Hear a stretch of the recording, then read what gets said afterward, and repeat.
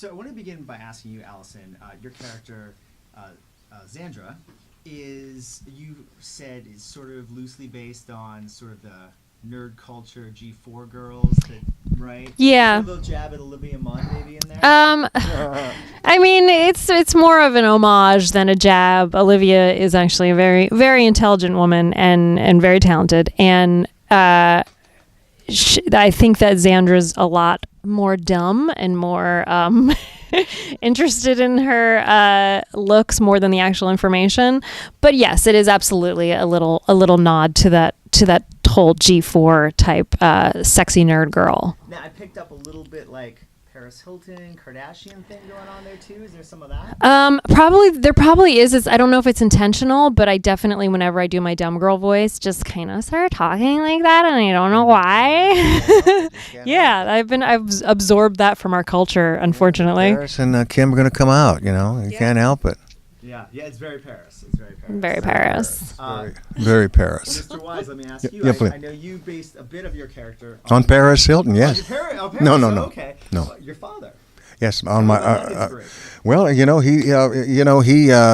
passed back in 2007, but he made it to the age of 89. He's a World War II vet, a war hero, my hero, and so I based the physical aspects of Skip's character on my dad, his movement, his gestures, his cadence of speech, and then of course some of the ideas sort of fit perfectly with my dad too, and with me too, I have to say. Yeah, you don't really mean that. Yes, I don't. Yes, I don't. You, of course, were in one of the great newscaster films of all time, Good Night and Good Luck. Good Night and Good Luck, yeah. What did you sort of learn from that experience, training and sort of incorporating, being a broadcaster, that you're able to incorporate in this? Well, I learned how to do that early broadcasting stuff. I was a local news anchor in New York, Don Hollenbeck, in that movie, and so I actually had to function as an anchorman and read some of the news. And we were over in the valley here in San Fernando Valley, and they converted one of the studios into the CBS studio at that time, and brought in all the old equipment from New York, and some from here, and all the old cameras and all the control room stuff, and so it really felt like you were back in that time. And that gives you a background playing this character, sort of having that experience. Absolutely, yeah, having that news kind of experience, sitting in front of the camera, and in this case they were reading off a sheet of paper, but we have prompters in some of our cameras, and we're able to handle that kind of a news situation in every respect. No matter the weather. Even in the bad weather. Even in bad weather. The news must come out. Absolutely.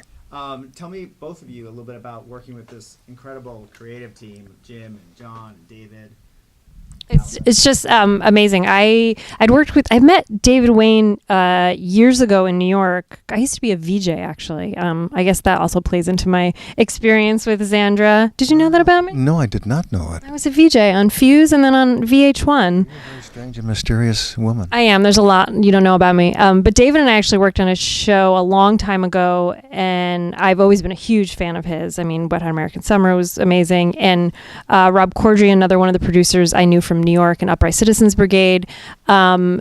And I also knew John Stern. And this was my first time working with Jim Margolis, and he's amazing. They're all amazing. It was such a fun collaborative process. Yeah. And I think especially for my character, it was also a collaborative process with the different departments, just because so much of it depended on hair and makeup and wardrobe. So it was really like a whole team that got to create these characters. Yeah, Jim and Dave are from Ohio, I believe Cleveland, and I'm from Akron, Ohio. We're 35 miles apart and didn't even know it when we were youngsters.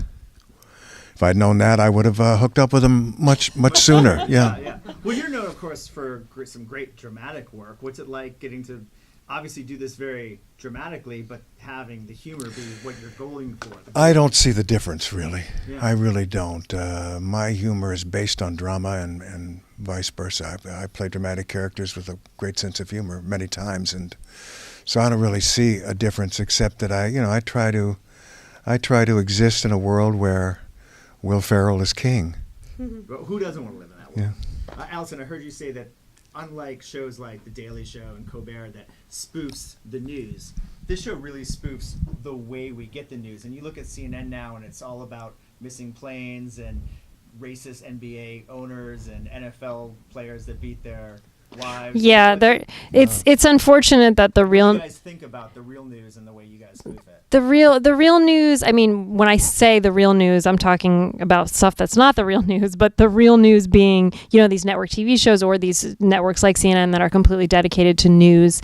It's just all hyped up graphics, and there's no Exploitation, really. Yeah, that's exactly what it is. There's no real information coming off of it. And I mean, Newsreaders is just a straight up parody of that, of how ridiculous it's gotten and sad. But we're not going to make you sad. We're going to make you laugh. Except for Brian Williams. I love Brian Williams. There you go. And Brian is an honorable man. Is he the last of the good news journalists? Quite possibly. Really. Quite possibly. He's old school, as am I. I admire that in him, and I certainly admire it in myself. Very wise, ladies and gentlemen. Come out right. You're very kind to hold the mic. Do you have a question for Mr. Wise? Yes. I just want to know what it was like playing Leland Palmer in Twin Peaks. It was everything you could imagine it to be. Guys, he told me that David Lynch is like really down to earth and cool. He is. He's a regular guy, Has his routines. He's got a nice sense of humor. It's kind of dry, very laid back. And when he told me, Ray, it's you. It was always you. I died. We will end it right there. That was amazing. What else do we need to know? Thanks so much, guys.